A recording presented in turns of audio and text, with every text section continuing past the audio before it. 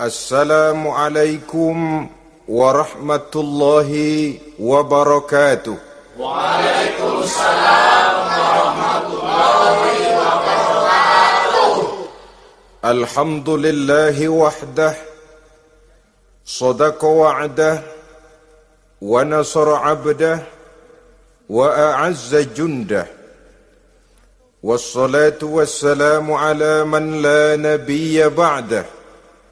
وعلى آله وصحبه ومواله لا حول ولا قوة إلا بالله أما بعد.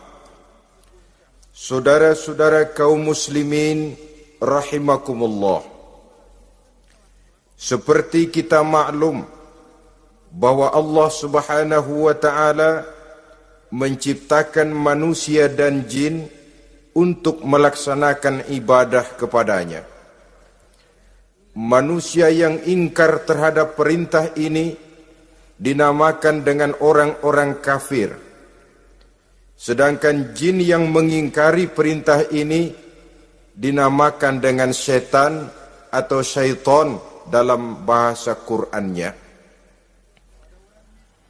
Kemudian dalam perkembangannya, jin-jin yang kafir yang dinamakan setan ini bersekongkol dan menjadi bala tentaranya iblis untuk menggelincirkan manusia dengan berbagai macam cara dan jalan dari hal-hal yang diridhoi oleh Allah Subhanahu wa taala. Adapun yang namanya iblis pada hakikatnya cuma satu saja, yaitu yang ingkar kepada perintah Allah untuk sujud kepada Nabi Adam alaihi salam. Iblis inilah kemudian yang menjadi sesepuh, raja, biang atau dedengkotnya para setan. Seluruhnya akan tunduk kepada komando iblis, akan taat dan setia kepada perintah iblis untuk mencari teman yang sebanyak-banyaknya guna menemani mereka di neraka nanti. Maka mereka pun melakukan satu proklamasi yang bisa kita baca dalam surah Al-A'raf ayat 16 dan 17, di mana iblis dengan tegas menyatakan, qala fabima aghwaytani la'aq'udanna lahum siratakal mustaqim. Wahai Allah, kata iblis, dari sebab engkau telah menghukum saya, dari sebab engkau telah mengusir saya dari sorga, maka saya berjanji akan menipu, akan menggelincirkan mereka, Adam dan keturunannya, dari jalanmu yang lurus. Apa jalan yang lurus? Tidak lain Islam ini. Dengan segala cara dan jalan, iblis dan bala tentaranya akan berusaha menggelincirkan manusia dari jalan yang lurus. Caranya bagaimana? Ayat ke-17 menjawab, "Tsumma la'atiyannahum min ba'di aydihim." Akan kami datangi mereka, akan kami goda mereka dari arah sebelah depan. Kalau cara itu tidak kena, wa min khalfihim, kami goda mereka dari sebelah belakang. Andai kata cara itu pun tidak mempan, wa an aimanihim, dari arah sebelah kanan. Kalaupun itu gagal, wa an syama'ilihim, kami akan datang dari arah sebelah kiri. Pendeknya dari 4 penjuru angin, iblis dan seluruh bala tentaranya yang bernama setan belum akan puas sebelum kita tergelincir dari jalan yang lurus yang diridhoi oleh Allah Subhanahu wa taala. Sebagian ahli tafsir menjelaskan bahwa jika iblis menggoda dari arah depan, yang dimaksud dari depan ini adalah dunia. Sehingga manusia menjadikan dunia sebagai tujuan akhir dari seluruh kegiatan hidupnya. Ia pergi pagi, pulang sore, peras keringat, banting tulang, tidak ada yang dikejar kecuali dunia, dan cuma untuk kepentingan dunia. Dunia yang membuat orang berpaling daripada akhirat. dunia yang membuat orang lupa kepada tujuan penciptaannya, maka dunia termasuk perangkap iblis. Apa isi dunia?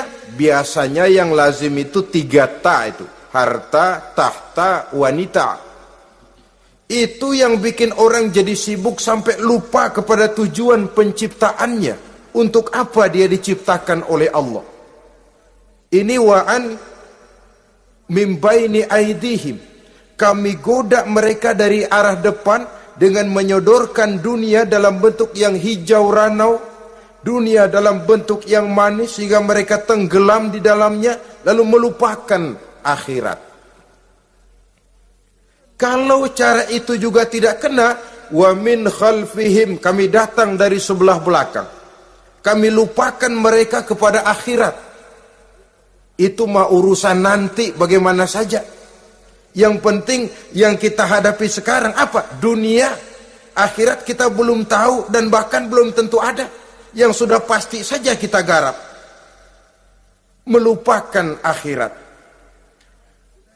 Wa an aimanihim, yang dimaksud dari arah sebelah kanan, iblis dan setan selalu menghalang-halangi manusia untuk berbuat kebaikan, karena kanan adalah lambang kebajikan, sedangkan an syama'ilihim, kiri adalah lambang kejahatan. Dicegahnya kita berbuat kebajikan dan dibisikannya kita untuk selalu melakukan kejahatan dan kemunkaran.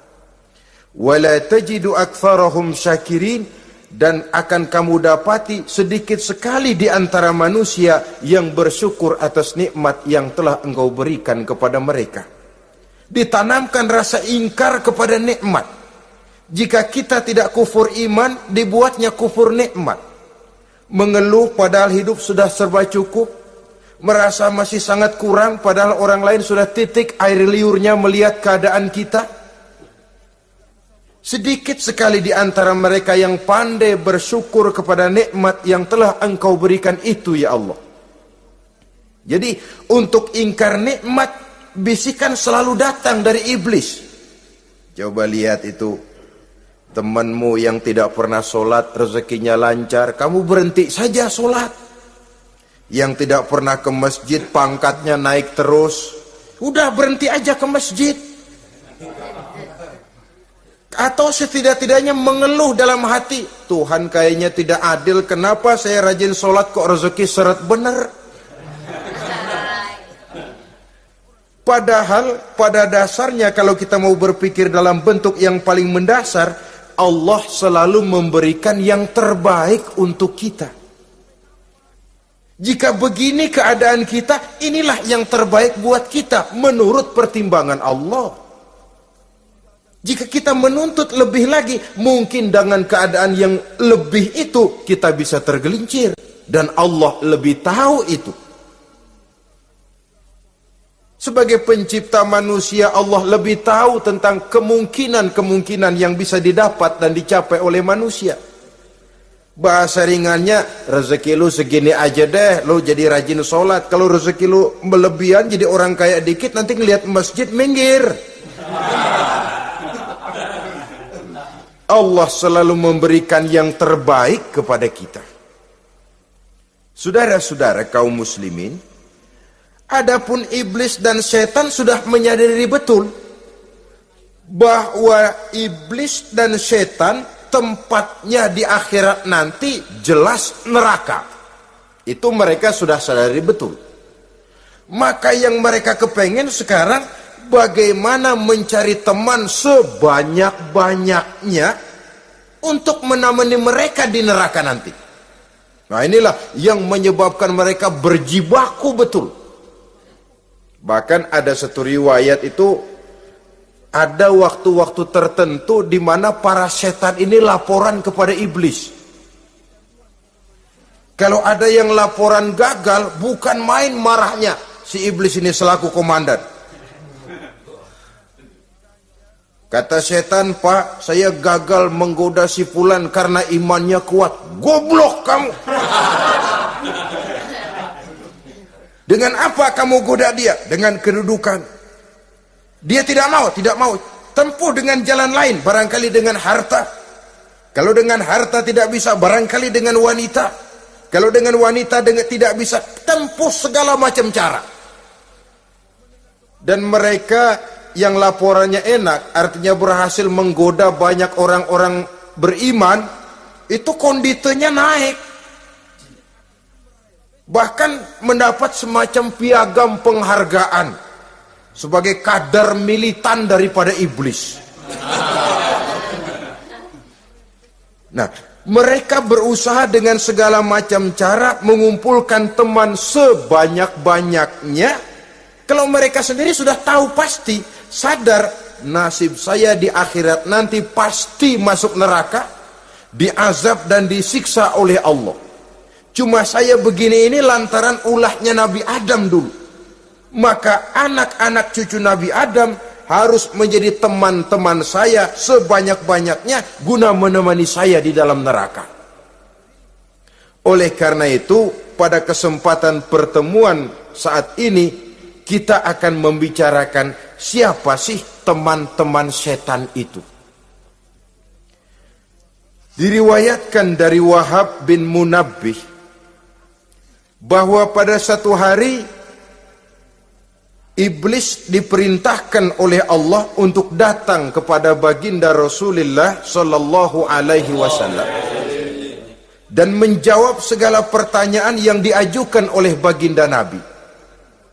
Datang iblis dalam bentuk orang tua pakai tongkat. Jadi iblis itu bisa malih warna. Dia termasuk jenis makhluk halus toh. Seperti halnya jin dan malaikat, itu bisa malih warna sesuai dengan yang mereka kehendaki. Ketika datang, baginda Nabi bertanya, "Man anta?" Siapa kamu? Dia jawab, "Ana iblis." Saya iblis. Jujur. "Limadza ji'ta?" Mau apa kamu datang kemari? Kata baginda Nabi.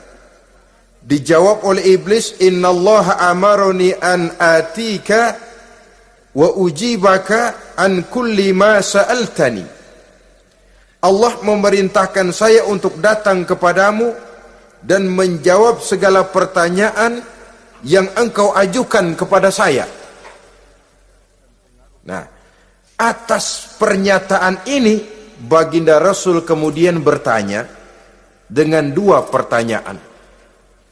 Pertanyaan pertama, iblis, "Kam ikhwanuka min ummati?" Ada berapa sih teman-temanmu dari golongan umatku? Dari golongan umatku, umat Islam ini, bukan orang lain. Kalau orang kafir sih sudah jelas, itu memang CS-nya iblis. Tapi dari umatku, siapa saja yang jadi teman-teman kamu iblis? Menjadi antekmu, menjadi alatmu sejak dari dunia sampai ke neraka nanti. Atas pertanyaan ini iblis menjawab, "Teman-teman saya dari golongan umatmu ya Muhammad, asyarun, ada 10 orang. Ada 10 orang yang merupakan teman-teman iblis dari dunia sampai ke neraka." Siapa mereka? Pertama kata iblis, teman saya hakimun jair. Hakim yang curang, hakim yang tidak adil. Ini bisa dimaklumi. Kenapa? Karena hakim diharapkan adalah produk keadilan. Sehingga orang mengatakan seorang hakim adalah seorang yang meletakkan sebelah kakinya di sorga dan sebelah lagi di neraka. Kalau adil dia menghukum, kaki sebelah kanan yang akan menentukannya ke surga. Kalau licik dia menghukum, kaki sebelah kiri yang akan menjerumuskan dia ke dalam neraka. Saudara-saudara kaum muslimin rahimakumullah, sesungguhnya dalam kehidupan Kurangnya sandang pangan bukan satunya sebab yang membuat orang menderita. Tidak teraturnya perumahan, kurangnya lapangan kerja bukan satu-satunya yang menyebabkan rakyat menderita. Tapi lukanya rasa keadilan, tidak tegaknya hukum sebagaimana yang diharapkan, itu juga bisa menjadi sumber nestapa, bisa menjadi asal dari segala derita. Oleh karena itu, hakim yang tidak adil, hakim yang curang, yang menghukum tidak berdasarkan hukum, tapi berdasarkan kepentingan, berdasarkan pesan sponsor, hukum bisa dibeli, ada istilah mafia peradilan. Hakim-hakim macam ini yang akan menjadi teman-teman iblis. Dan tiap kali palu akan diketuk, iblis sudah bukan main sibuknya. Kekuasaan di tanganmu, hijau katamu, hijau yang akan berlaku, merah kau ketok, merah yang akan jadi keputusan. Orang lain tidak tahu ini kesempatan untuk jadi kaya, ini kesempatan untuk naik pangkat. Manipulir hukum tidak ada yang tahu karena orang banyak yang awam dengan hukum. Saudara-saudara kaum muslimin, kalau hukum sudah bisa dibeli, atau kalau hukum cuma untuk orang-orang kecil saja, ada kelompok-kelompok yang kebal hukum, maka akan timbullah kiamat di masyarakat, di mana yang kuat makin kuat, yang lemah selalu menjadi mangsa. Oleh karenanya, hakim yang serong, hakim yang durjana merupakan teman-teman setan, merupakan teman-teman iblis dari dunia sampai ke neraka nanti. Ini yang pertama. Oleh karenanya, pada dasarnya setiap kita adalah hakim untuk keluarga, dalam pergaulan. Hendaklah adil di dalam memutuskan segala sesuatu. Lebih-lebih hakim yang memang menjadi pengayom masyarakat. Bukankah lambang para hakim digambarkan dalam bentuk neraca yang berimbang? Tidak berat ke kiri, tidak juga berat ke kanan. Dalam arti objektif memberikan keputusan sesuai dengan hukum, sehingga masyarakat terlindungi. Dan hakim yang adil secara praktis adalah musuh daripada setan. Dimanapun setan dan iblis paling gak demen sama hakim yang adil. Itu merupakan musuh besar bagi setan, yang menyalahkan yang salah, membenarkan yang benar. Walaupun yang salah orang besar, yang benar orang kecil. Dan kita memang oleh baginda Nabi diajarkan satu doa, Allahumma arinal haqqa haqqa warzuqna tiba'ah. Ya Allah, perlihatkan kepada kami bahwa yang benar itu benar. Sebab sering kita lihat yang benar jadi tidak benar. Ini memerlukan kekuatan batin. Yang benar tampakkan kepada kami kebenarannya ya Allah. Sebab sekarang banyak ketidakbenaran yang dikamuflase, banyak ketidakbenaran yang diberikan lipstick sehingga kelihatannya menjadi benar. Ini baik doa ini saya pikir dibaca oleh para hakim. Allahumma arinal haqqa haqqa. Ya Allah, perlihatkan kepada saya bahwa yang benar itu benar. Dan tidak cuma sekedar itu, warzuqni tiba'ah. Berikan kekuatan kepada saya untuk mengikuti kebenaran itu. Sebab kadang-kadang terjadi juga dia tahu yang benar itu benar, tapi tidak punya keberanian moral untuk mengatakan bahwa itu benar. Dia tahu itu barang yang hak, tapi tidak terpanggil mengikuti yang hak, tidak punya kekuatan moral untuk mengikutinya.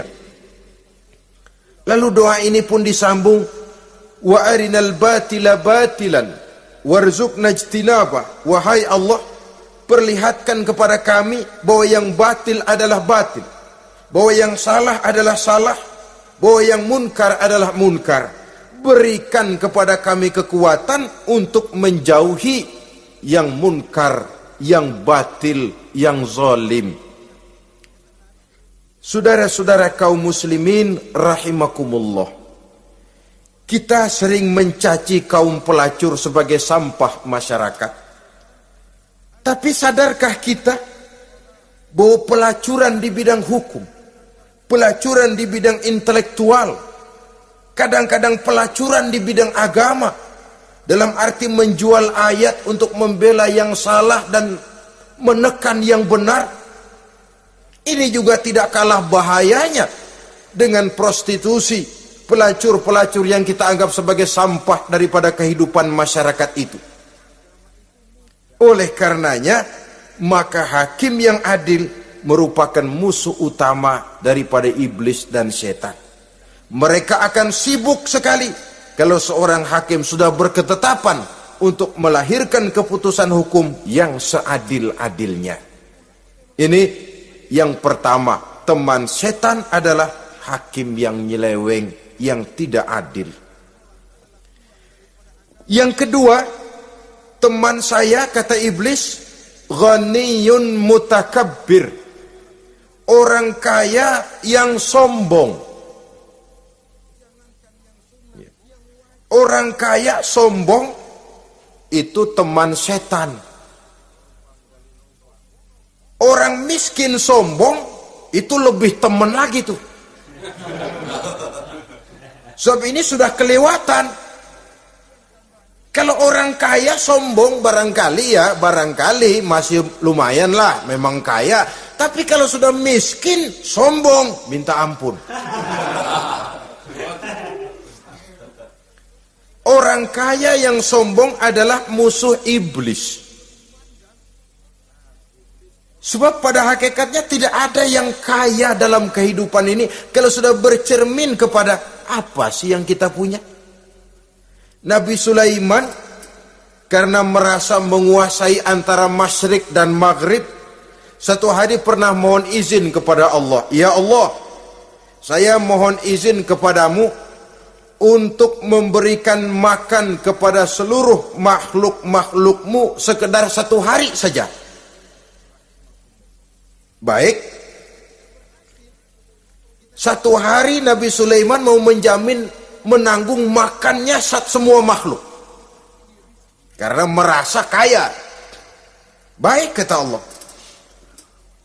Lalu sibuklah Nabi Sulaiman mengadakan persiapan. Seluruh bala tentaranya, jin, binatang dikumpulkan, mengumpulkan makanan yang sebanyak-banyaknya, diatur di satu lapangan yang sangat luas. Sebab ini yang mau makan tentu tidak sedikit. Sudah selesai persiapan, kata Allah, sudah selesai Sulaiman? Sudah, ya Allah. Nah, aku mulai dari makhlukku yang paling di bawah, ikan. Ikan Nun dipanggil oleh Allah. Rezekimu hari ini mau ditanggung Sulaiman. Naik, makan. Naik ikan ini. Sekali makan seluruh persiapan habis.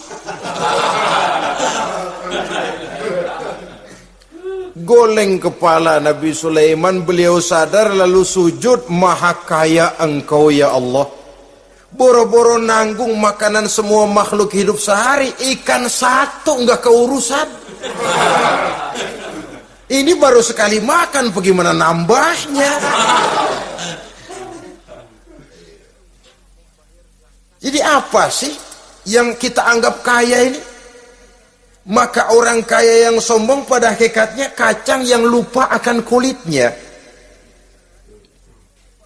Tidak ada yang kita bawa pada saat kita terlahir ke alam ini. Sebagaimana juga tidak ada yang kita bawa pada saat kita meninggalkan alam ini.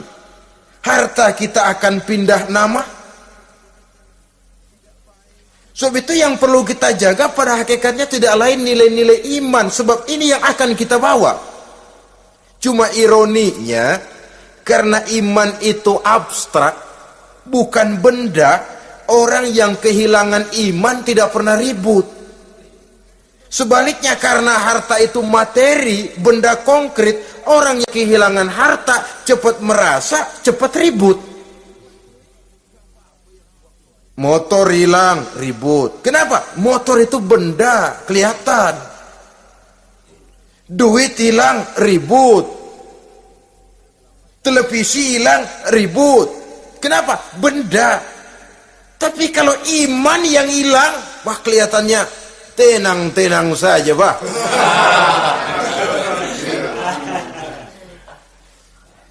Padahal ini usaha iblis, bagaimana orang kehilangan iman, menjadi kafir, masuk grup dia untuk menemani dia di dalam neraka nanti.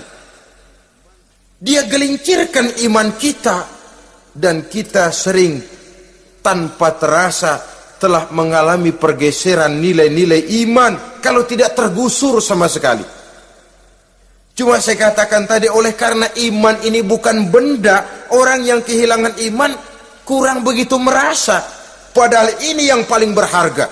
Sebab ini yang akan kita bawa menghadap Allah. Orang itu kalau sudah yakhruju minad dunya bighairi iman, keluar dari dunia, meninggalkan dunia dan seluruh isinya, kembali menghadap Allah dengan tidak membawa iman, tempatnya jelas sudah. Itu yang paling kita khawatir. Pangkat jelas tidak kita bawa, harta benda akan pindah nama jadi milik ahli waris kita. Tiba-tiba iman yang cuma satu itu tempat kita bergantung, hilang juga dari diri kita. Dengan apa kita mau menghadap Allah? Dan kemalangan apa yang lebih besar dari orang-orang yang telah kehilangan iman pada saat dia menghadap Allah Subhanahu wa ta'ala. Karena itu, saudara-saudara, terutama yang diberikan amanah berupa harta oleh Allah dalam kehidupan ini, bersyukurlah kalau saudara diberikan kepercayaan oleh Allah untuk menyalurkan rezeki kepada orang lain, seperti keran yang nyimpen air tapi tidak untuk dirinya, disalurkan kepada yang memerlukannya. Rezeki dia cuma lewat tangan saya, rezeki dia cuma lewat tangan saya. Berbahagialah orang kalau dipercayai Allah untuk menyalurkan rezeki kepada orang lain. Artinya agen. Wong ditunjuk jadi agen Allah, kok nggak bangga? Kalau sudah kemari cara berpikir, insya Allah rasa bakhil bin pelit alias medit bin koret.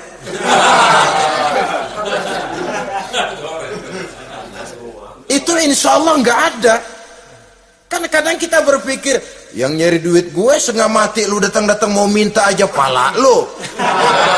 Kan itu toh kadang-kadang cara kita berpikir. Ya boleh jadi lalu terasa berat. Tapi kalau kembali kepada kesadaran, barangkali alhamdulillah rezeki dia cuma lewat tangan saya. Kalau saya nggak ngasih dia, barangkali nggak semudah ini saya dapat rezeki. Allah mudahkan rezeki saya karena saya sering membantu orang-orang yang memang memerlukannya.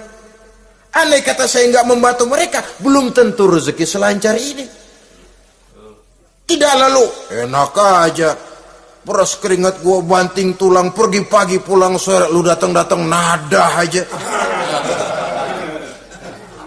Berbahagialah orang jikalau sekali lagi dia dijadikan agen oleh Allah untuk menyalurkan rezeki kepada mereka yang memang memerlukannya. Kalau tidak ke arah itu kita berpikir, yang timbul bakhil. Bakhil lalu bermegah-megah dengan hartanya, timbul kesombongan. Senang lihat orang susah, lalu dia sendiri dengan hartanya cuma to show only, pameran. Lewat di kampung, senang kalau orang melotot, lihat mobilnya yang serba mengkilap, sepatunya yang serba mahal. Senang kalau, wah, semua gaya hidupnya serba jet set, wah, wah, wah. Senang betul kalau melihat orang sudah serba bengong lihat keadaan dia. Timbul takaburnya, sombongnya, ngenyek kepada yang lain. Maka orang kaya yang sombong, teman iblis, teman setan. Setan senang betul. Sebaliknya secara praktis, orang kaya yang rendah hati adalah musuh iblis. Saudara-saudara kaum muslimin rahimakumullah, lain memang kalau kita diberikan ilmu di akhirat nanti, pertanyaan cuma satu, ilmumu kau amalkan untuk apa? Kalau kita diberikan umur panjang, pertanyaan akhirat satu saja, umurmu kau habiskan di mana?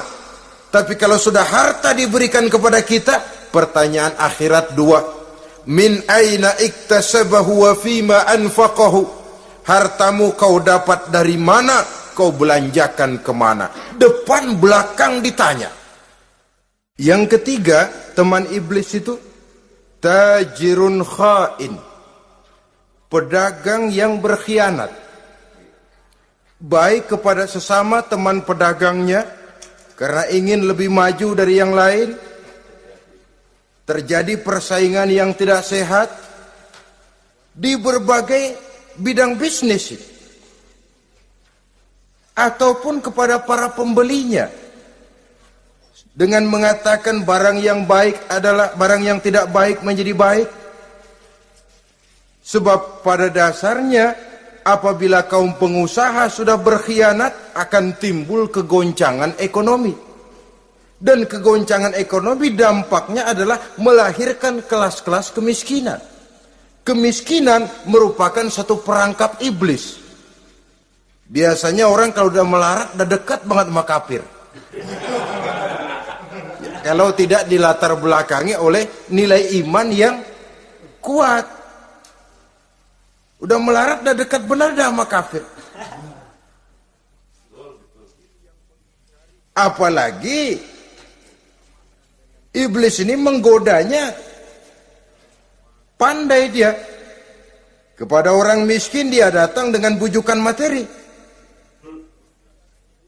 Kepada yang cukup hartanya dia datang dengan bisikan lain. Pendeknya iblis dan setan itu kalau ibarat tukang joget, dia ngerti betul irama kendang.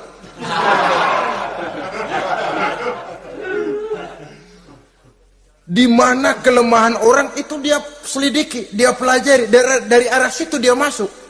Dan secara strategi perang, iblis dan setan ini posisinya memang lebih menguntungkan daripada kita. Kenapa? Dia melihat kita, kita mah nggak lihat dia. Dia bisa pelajari kebiasaan dan kecenderungan kita. Kita nggak tahu kadang-kadang kelemahan kita. Dari arah itu dia masuk. Posisi dan strateginya lebih menguntungkan daripada kita. Saudara-saudara kaum muslimin rahimakumullah.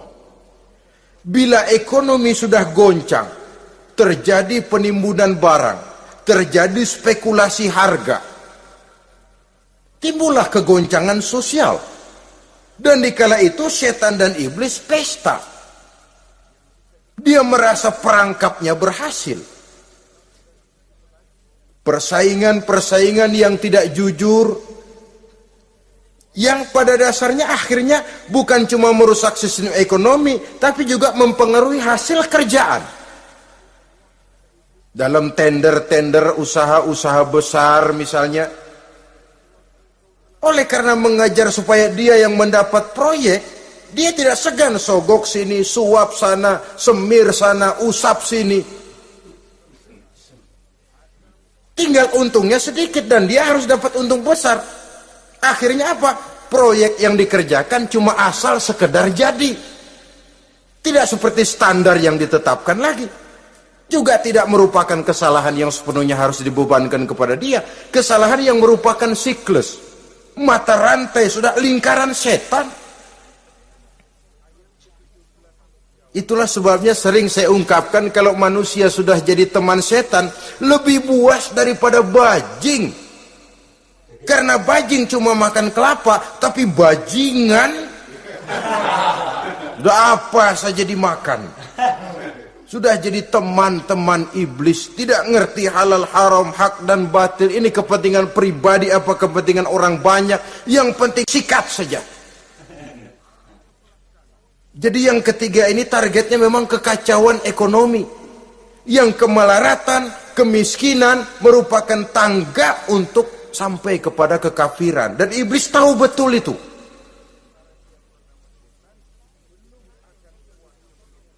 Lain misalnya contoh yang diberikan oleh Rasul. Rasul kan pernah dagang di kala remaja itu. Membawa dagangannya Siti Khadijah. Kain. Beliau dagang kain. Berapa kain ini?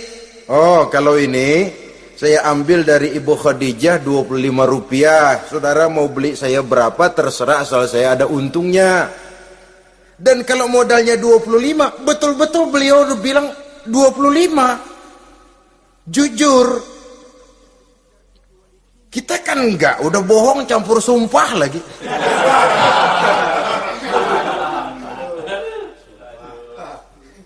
Ini yang ketiga.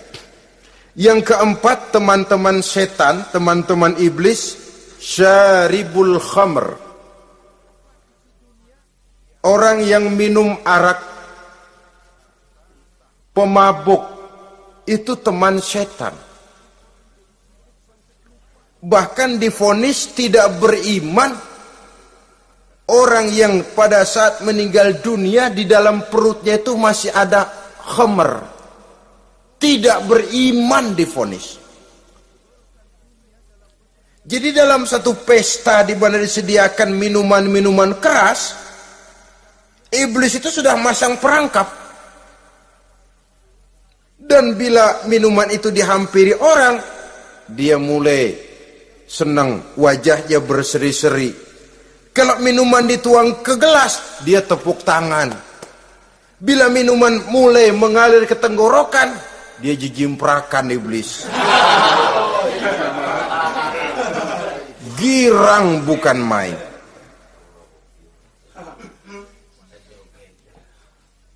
Saudara-saudara kaum muslimin rahimakumullah. Kenapa pemabuk merupakan teman setan? Karena dalam keadaan mabuk, orang kehilangan daya kontrol. Perbuatannya nyaris tidak terkontrol lagi. Tidak ada rahasia, tidak ada harga diri, tidak ada sifat memelihara, dan itu ciri-ciri daripada iblis.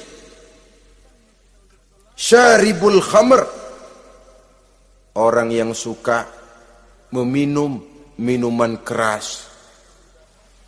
Itulah sebabnya memang dalam hidup ini kita harus punya filter. Allah selalu menghendaki yang terbaik dan memilihkan yang terbaik untuk kita. Kalau sudah itu minuman yang baik kata Allah, itulah memang yang baik untuk kita. Kalau itu dilarang oleh Allah, itulah memang yang tidak baik untuk kita. Jadi kalau sudah qat'i dalilnya, gak usah buang energi menyelidiki apa manfaatnya. Kalau sudah qat'i dilarang, gak usah buang energi menyelidiki apa bahayanya khamr. Allah tidak akan melarang sesuatu yang mengandung manfaat. Yang dilarang Allah tentu yang membawa mudarat dan bahaya di dalam kehidupan. Bukankah sekarang ini minuman keras sudah merupakan penghias pesta? Merupakan kebanggaan di kalangan remaja? Termasuk dalam kata khamr ini ya morfin, ganja, narkotik, dan yang sejenis dengan itu. Orang sudah merasa bangga kalau sudah fly to the sky, membumbung ke angkasa, katanya dunia ini luas, lupa segala macam persoalan. Tapi sampai kapan? Sampai kapan orang merasa membumbung? Sampai kapan orang merasa bisa meninggalkan segala persoalan? Sampai mabuknya selesai? Ya kalau gitu mabuk aja terus. Lalu apa artinya kehidupan ini? Mabuk kan gak ngerugiin orang lain. Kalau saya nyolong kan ngerugiin orang lain. Kalau saya korupsi ngerugiin orang lain. Kalau saya zina jelas ada orang lain yang dirugikan. Tapi minum khamar, siapa yang rugi? Uang-uang saya. Saya beli dengan uang saya, yang minum pun saya. Siapa yang rugi? Saudara, ini pemikiran sepihak namanya. Pertama jelas merugikan diri sendiri. Kesehatan terganggu, pertumbuhan IQ, ya, daya pikir jadi jumud bin beku. Tidak ada idealisme ke arah depan. Yang ada ya, yang dipikirkan ya, yang di depan hidungnya saja. Dan konon itu pada mulanya memang orang kan sifatnya cuma ingin tahu. Nyobain ketagihan. Ya kalau orang tuanya masuk golongan have, mampu. Ya, kalau orang tuanya termasuk ekonomi lemah, sedangkan kecanduan hal yang tidak bisa ditangguhkan. Orang yang sudah kecanduan minuman keras, Sekali dia tidak minum, sudah bukan main rasanya. Orang yang sudah biasa minum ganja, morfin, narkotik, satu kali dia tidak bertemu itu, sudah nggak keruan rasa. Orang tuanya tidak mampu, kenapa lalu nggak ngelamun yang negatif? Ya kalau dia keluarga have, orang tuanya masih ngelarang, dia bisa jual hal lain di rumahnya yang ada harganya. Tip dek kah itu, video kah itu, mobil kah digade dulu. Kalau di kampung, anak-anak muda yang menengah ke bawah, kenapa enggak ayam orang disamber?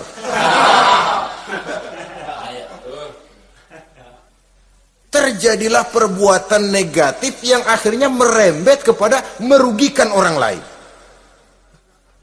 Hakikatnya zohirnya memang pada mulanya hanya merugikan diri sendiri, tapi lambat laun akan merembet juga kepada merugikan orang lain.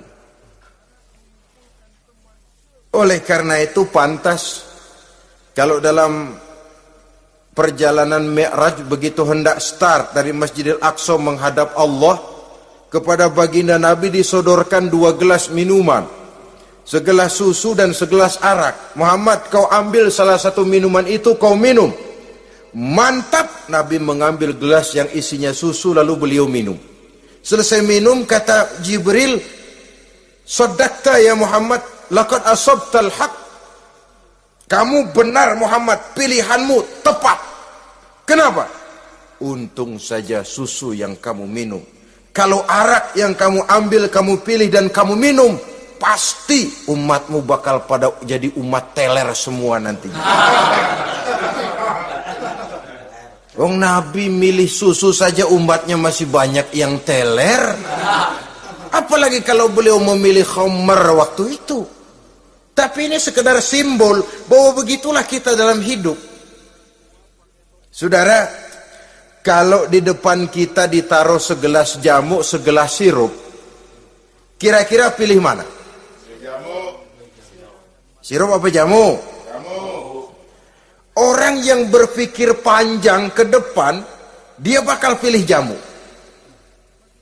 Memang pahit, getir, nggak enak, tapi besok pagi badan enteng, kerja semangat, berpikir cerdas, gairah ada.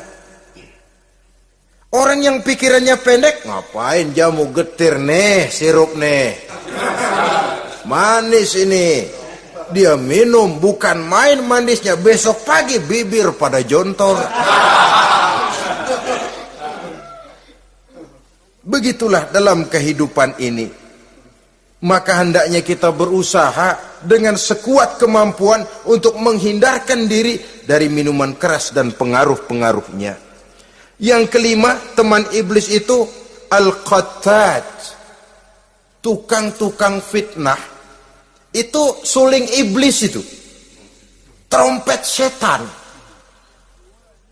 Sebab apa? Benar kalau Quran mengatakan, Nabi mengatakan al-fitnatu asyaddu minal qatli. Fitnah lebih bahaya dari pembunuhan. Sebab apa? Pembunuhan membunuh orang secara langsung. Fitnah membunuh orang pelan-pelan. Kalau mati mau mendingan cepat daripada pelan-pelan. Pelan-pelan mati, cepat mati enakan cepat, nggak ngerasain sakit. Fitnah membunuh orang pelan-pelan. Nama baik orang hancur, dicoreng-moreng di tengah masyarakat. Maka tukang-tukang fitnah, teman-teman setan dari dunia sampai ke neraka nanti. Karena fitnah lebih bahaya daripada pembunuhan. Mengada-ada yang tidak ada diada-adakan, fitnah. Melebih-lebih, berita semeter jadi 3 meter, yang 2 meter. Ya kalau positif, kalau negatif, fitnah. Memang orang bilang kalau kita nitip duit jangan harap lebih, kurang bisa. Tapi kalau nitip omongan jangan harap kurang, pas saja sudah untung itu. Biasanya lebih, namanya omongan. 1 meter jadi 2 meter, 2 meter jadi 3 meter. Itu sifat dari yang namanya omongan. Kita kirim uang, udah gak bakalan lebih dah. Ini nitip uang sama saya 50.000, tambahin 10.000, langka yang berpikir begitu. Kurang malah bisa, enak aja nitip, gua kan kemarin pakai ongkos, hitung transport misalnya. Tapi kalau sudah nitip omongan, pas saja sudah untung loh, biasanya malah lebih. Fitnah pernah melanda Nabi Zakaria, fitnah pernah melanda Habil dan Qabil, fitnah pernah melanda Nabi Ibrahim, fitnah bahkan pernah melanda kehidupan baginda Rasulullah sallallahu alaihi wasallam. Dalam peristiwa yang lazim kita kenal dengan hadisul ifki, bagaimana gosip pun sempat mengguncang rumah tangga kehidupan baginda Nabi. Sehingga pantas kalau beliau sendiri mengatakan al-fitnatu asyaddu minal qatli. Fitnah itu lebih bahaya daripada pembunuhan, karena fitnah membunuh orang secara pelan-pelan. Saudara-saudara kaum muslimin rahimakumullah, lidah tidak bertulang. Soghirul jirmi azimul jurmi, kecil bentuknya tapi besar akibatnya. Kalau kita luka karena silet 2-3 hari boleh sembuh, tapi luka karena lidah seumur hidup kita ingat. Asal lihat orangnya ingat, nih dia nih yang ngomong kagak enak bang adik, gua tandain dah.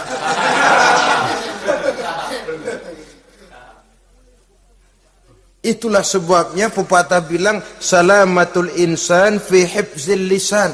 Orang akan selamat jikalau dia pandai menjaga lidahnya. Saudara-saudara kaum muslimin, yang keenam, teman setan sahibur riya, orang yang riya, beramal cuma to show only, supaya ingin dipuji orang, ingin dilihat orang. Riya namanya.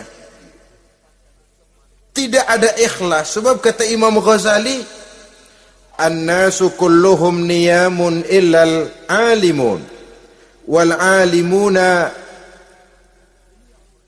an-nasu kulluhum mauta illal alimun, wal alimuna niyamun illal amilun, wal amiluna mughtarruna illal mukhlisun. Manusia itu pada hakikatnya mati kecuali orang alim. Orang alim sekalipun hidup hakikatnya adalah tidur, kecuali orang yang mengamalkan ilmunya. Dan orang yang mengamalkan ilmunya banyak yang tertipu, kecuali orang yang ikhlas. Tepat ini fatwa Imam Ghazali. Manusia hakikatnya tidur kecuali orang yang alim. Orang yang alim walaupun hidup tapi tidur. Hidup tidur, ya nggak bisa berbuat banyak, kecuali orang yang mengamalkan ilmunya. Dan orang yang mengamalkan ilmunya banyak yang tertipu, kecuali yang ikhlas. Jadi kalau amal itu adalah jasad, ikhlas itu adalah ruh.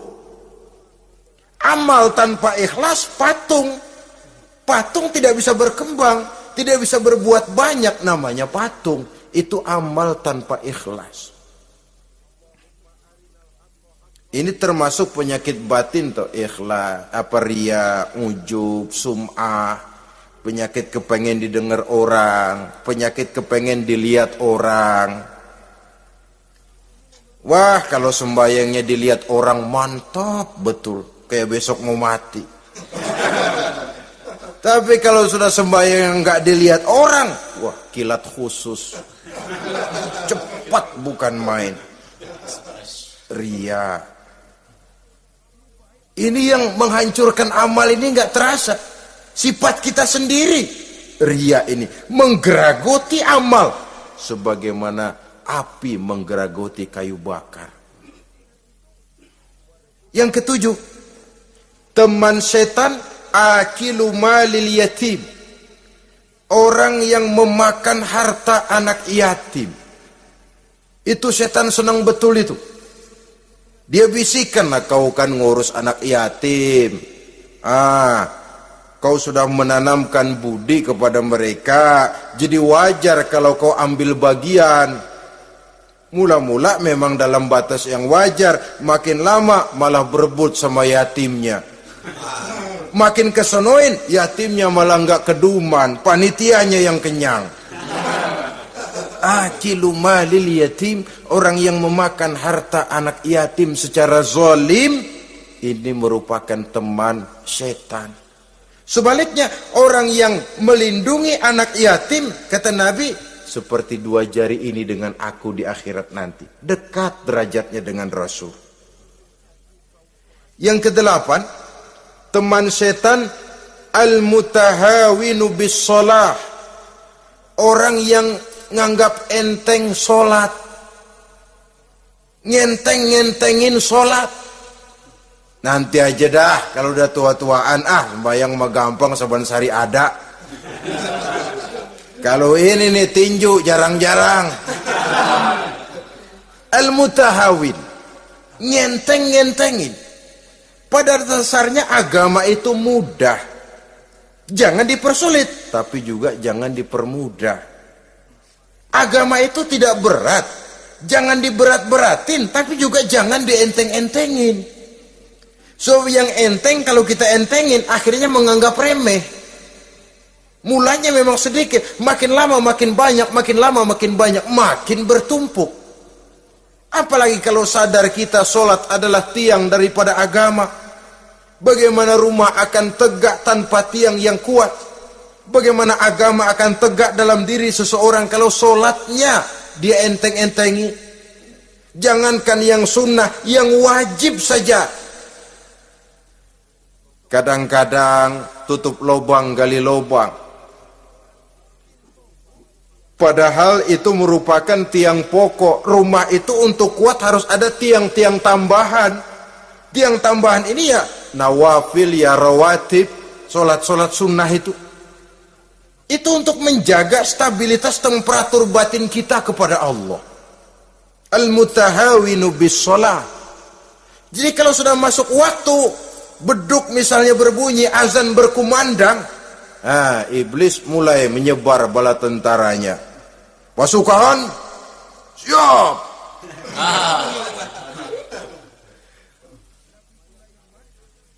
Kama yang dagang dia bisikin, sedang enaknya lo dagang, pembeli lagi banyak-banyak, sembahyang mah ada besok. Sama yang kerja, jangan ditinggal, ini kerjaan tanggung, sembahyang masih ada besok. Saudara-saudara kaum muslimin rahimakumullah. Andai kata kita berhasil, kita tinggalkan kesibukan, lalu kita pergi sholat, apa iblis diam? Setan tenang? Tidak, masih dia bisiki kita. Iya, kalau mau sembahyang ya sembahyang, cuma buruan udah. Nah, yang mau belanja, yang menunggu, bukan main. Sampai ruku kita tidak sempurna, bacaan kita semrawut, sujud kita tidak lengkap, sholat juga, tapi disitulah masuk iblis.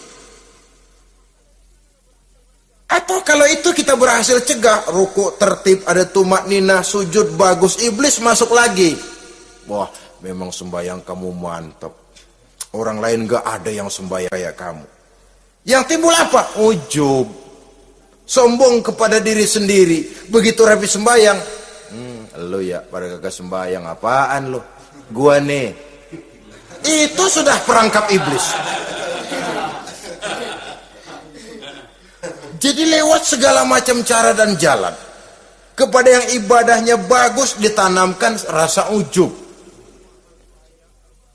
kepada yang mau berusaha bagus ditanamkan sifat was-was, buru-buru. Saudara-saudara kaum muslimin, ini yang ke-8. Yang ke-9, mani'uz zakah. Orang yang enggan membayar zakat itu teman setan. Gak ada urusan sama zakat. Sayang-sayang harta dizakatin. Saudara-saudara, padahal zakat itu kata Nabi, zakku amwalakum biz zakat. Bersihkan hartamu dengan zakat. Jadi barangkali bercampur harta itu dengan sedikit yang tidak baik, bercampur dengan yang kotor. Zakat itu membersihkan yang lain. Kita misalnya dalam satu kelas punya murid 40 orang, 42 orang, ada 2 orang yang bandel, nggak ketulungan. Sudah segala macam cara kita perbaiki, nggak juga berhasil. Ini kan kalau nggak diatasi kan mempengaruhi yang teman-teman yang 40 orang. Untuk menyelamatkan yang 40 ini, nggak apa-apa yang 2 keluarin. Bikin pemecatan. Anak saudara, kami sudah tidak sanggup lagi mengajar. Dengan ini kami berhentikan dari sekolah yang kami pimpin untuk menyelamatkan teman-teman yang lebih banyak. Mengeluarkan yang 2 untuk menyelamatkan yang 40. Sebab kalau tidak ini nanti ngerembet, yang 40 ngikut jadi ngeres. Itu juga harta. Zakat untuk membersihkan yang masih tersisa. Yang terakhir, yang ke-10, teman setan, musuh, teman iblis, man yutilul amal. Orang yang terlalu panjang angan-angan. Penghitung bintang di langit. Yang hidup cuma ngitung jikalau. Wiridannya cuma jikalau.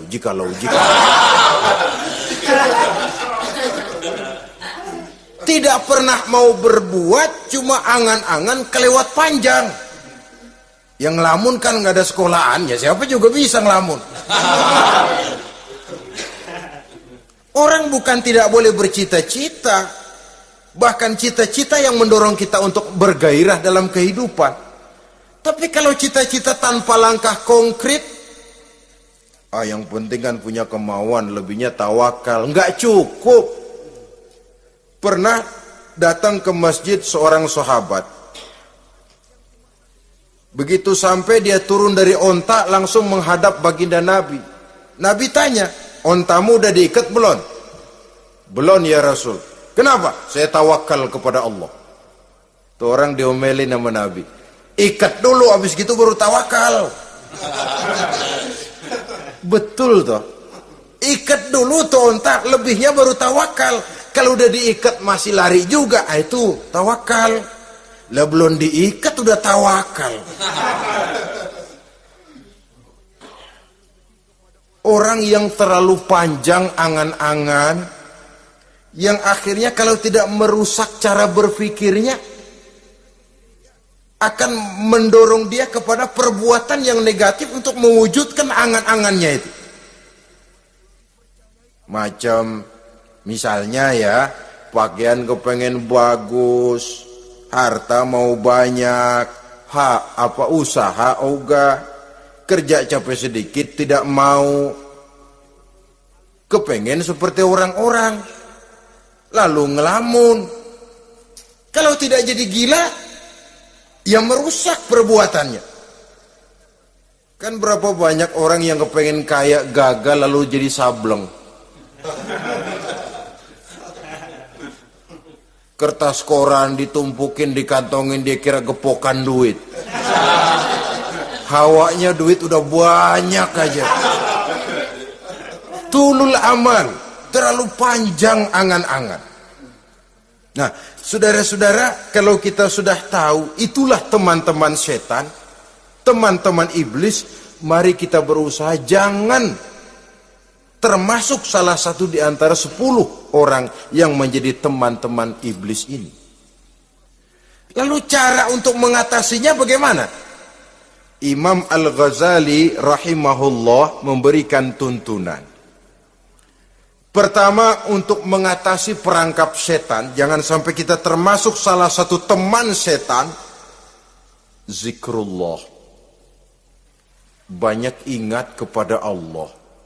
Sebab Nabi bersabda, inna zikrallahi ta'ala fi janbi syaitan kal akillati fi janbi ibni Adam.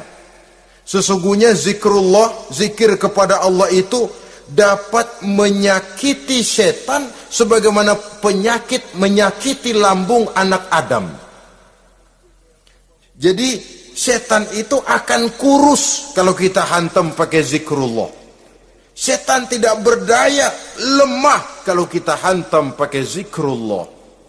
Ingat Allah, selalu merasakan kehadiran Allah dekat dalam hidup. Itu senjata pertama. Dengan zikrullah, setan kurus. Kalau udah kurus, ya lemas, nggak berdaya ngadepin kita. Tapi kalau nafsu yang kita ikutin, kita umpanin tuh setan.